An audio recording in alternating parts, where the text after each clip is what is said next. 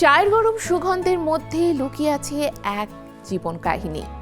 চরকি original চা গরমে এবার চা বাগানের শ্রমিকদের সংগ্রাম, স্বপ্ন ও বাস্তবতা সামনে এনেছে। শঙ্খ দাশগুপ্তের পরিচালনায় তরুণ শিল্পীর চরিত্রে প্রাণ ঢেলে দিয়েছেন। 14 এপ্রিল পহেলা বৈশাখে মুক্তি চায়ের কাপ হাতে নতুন যাত্রা শুরু করছে। অনুভব করুন অদেখা জীবন ও গল্পের উষ্ণতা। কারণ আমি জানি এই বাগানের ছেলেমেয়েদের কাছে একদিন তুমি সুপারস্টার হবে। মেয়েটা তো ব্রাইট। আরে নন্দিনী, কি অবস্থা তোমার? মেডিকেলে পড়তে চাও? খুব ভালো। নতুন বছর, নতুন গল্প আর এক কাপ গরম চা। যেমন নাম তেমনই অনুভূতি বয়ে আনে চরকি অরিজিনাল ফিল্ম চা গরম। 5 এপ্রিল প্রকাশিত অফিসিয়াল পোস্টার থেকে বোঝা যায় চায়ের সঙ্গে গভীর সংযোগ থাকবে সিনেমার। কিন্তু পরিচালক শঙ্খ দাশগুপ্ত গল্পটিকে শুধু প্রেক্ষাপট হিসেবে ব্যবহার করেননি, তিনি চা বাগানের ভেতরের জীবনকেও দর্শকের সামনে এনেছেন।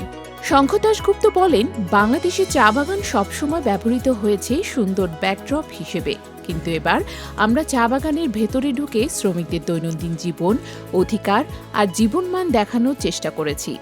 সাধারণ মানুষ যা জানে না সেই অজানা গল্পই এখানে তুলে ধরার চেষ্টা করেছি। তার অভিনব দৃষ্টিভঙ্গি এবং গল্প বলার বিশেষ ধারা গুটি বা প্রিয় মালতীর ভক্তরা ভালোভাবেই চেনেন। সিনেমায় অভিনয় করেছেন তরুণ শিল্পীরা সাফা কবির, পার্থ শেখ, রেজওয়ান পারভেজ, সারা জামিন অদিতি।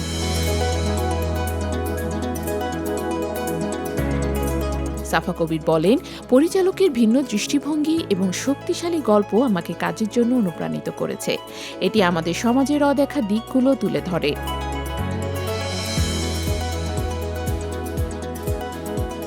চা বাগানের মানুষের জীবনগুলো না দিদি চা গাছের মতোই, একটা নির্দিষ্ট সমান উঁচু হওয়ার পরে টাকার বাড়তে দেওয়া হয় না। না না দাদা, ওসব নেশা ফেশা আমি করি না।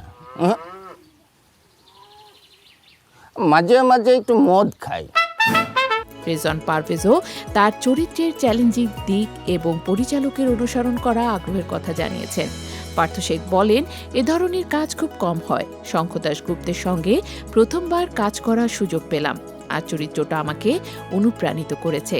সারা জামিন অদিতি যোগ করেছেন, গল্পে চা বাগানের কঠিন বাস্তবতাগুলো খুব সাবলীলভাবে তুলে ধরা হয়েছে।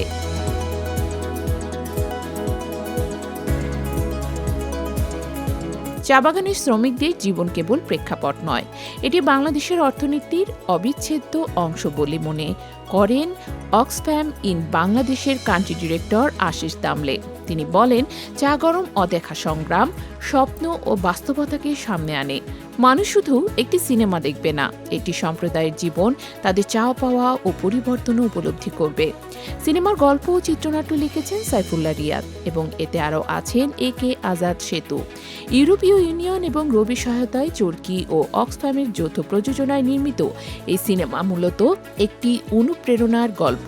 চরকি সিইও রেদওয়ান রনি বলেন, নববর্ষের নতুন শুরু এবং ইতিবাচক মনোভাব ছড়িয়ে দেয়া এই সিনেমার লক্ষ্য।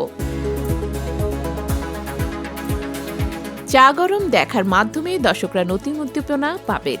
14 এপ্রিল পহেলা বৈশাখে মুক্তি পাচ্ছে চা গরম। এবার কেবল চায়ের সৌন্দর্য নয়, চা বাগানের অন্তর্গত জীবন ও সংগ্রামের গল্প দেখার সুযোগ।